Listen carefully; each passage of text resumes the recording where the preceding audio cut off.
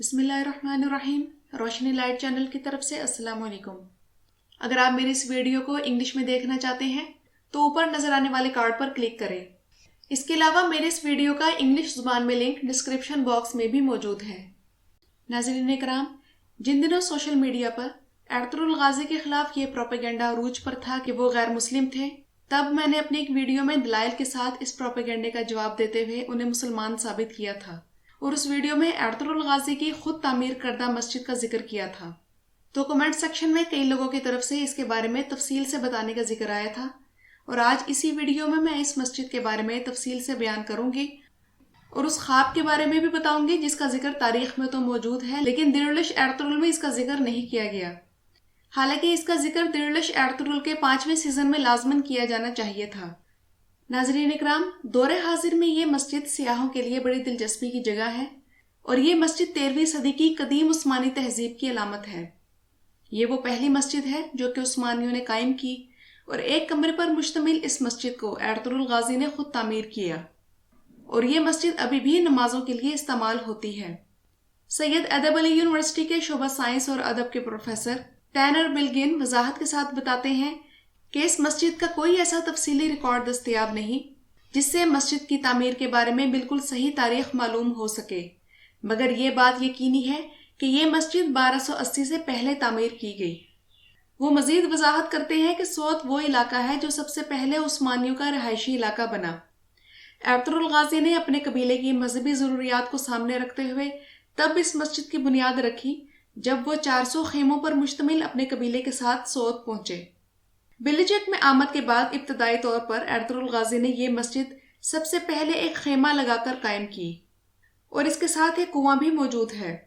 اور آرتھوڈاکس یونانیوں کی دستاویزات کے مطابق یہ کنواں پہلے ایک چشمہ تھا جس میں روحانی اثرات موجود تھے۔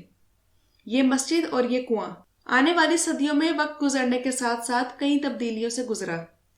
مگر سوت پر یونانیوں کے حملے کے دوران اسے شدید نقصان پہنچا،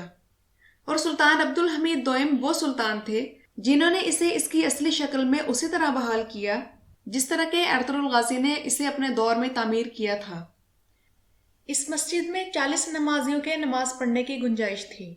اور یہ مسجد کنواں نزدیک ہونے کی وجہ سے کنویں والی مسجد کے نام سے مشہور ہو گئی۔ ارطغرل غازی نے یہ مسجد بنا کر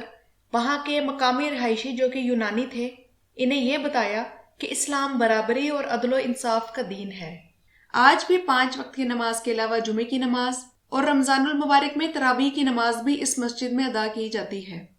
اور ارطغرل غازی کے دور میں یہ روایت تھی کہ ہر 100ویں جمعے کو یہاں غریبوں کو کھانا کھلایا جاتا تھا، تو صدیوں سے چلی یہ روایت آج بھی قائم ہے۔ مقامی افراد میں ایک قدیم داستان نسل در نسل چلی آ رہی ہے۔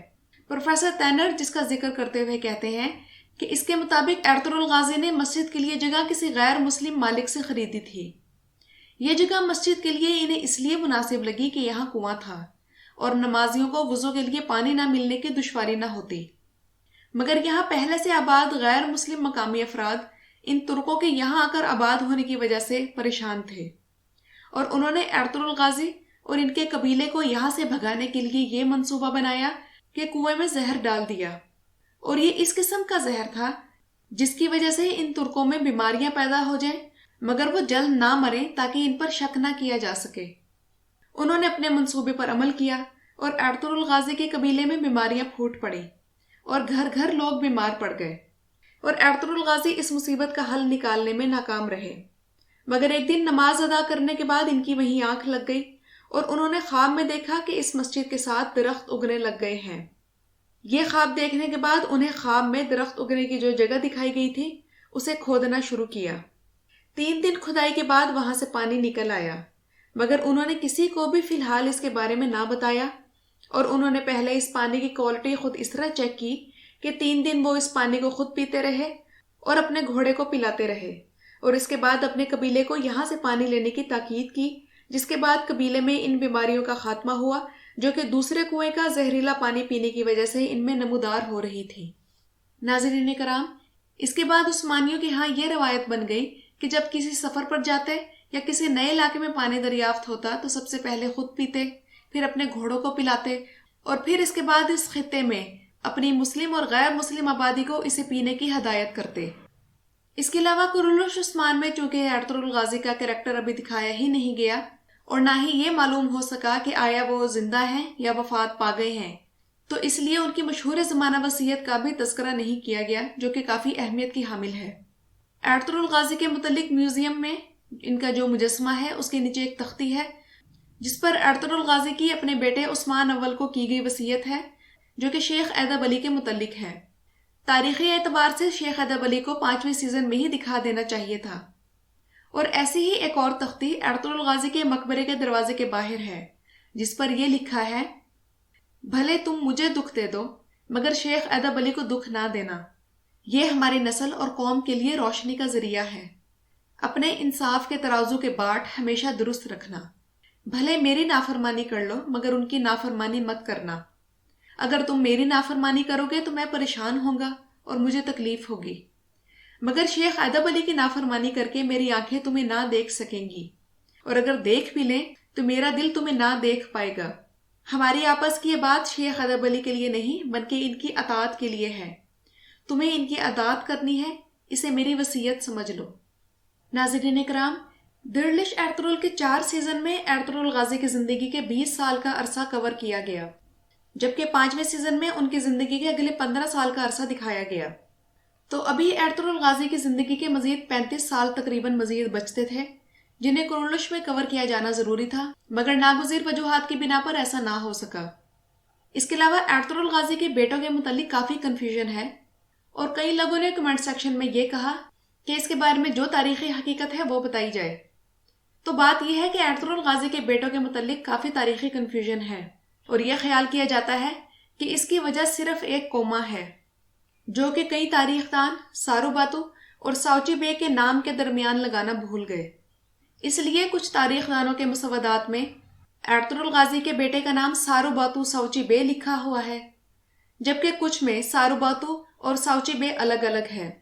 یعنی تاریخ دانوں کے ایک گروہ کے مطابق ارطغرل غازی کے 3 بیٹے تھے، گندوز، سارو باتو ساوچی بے اور عثمان،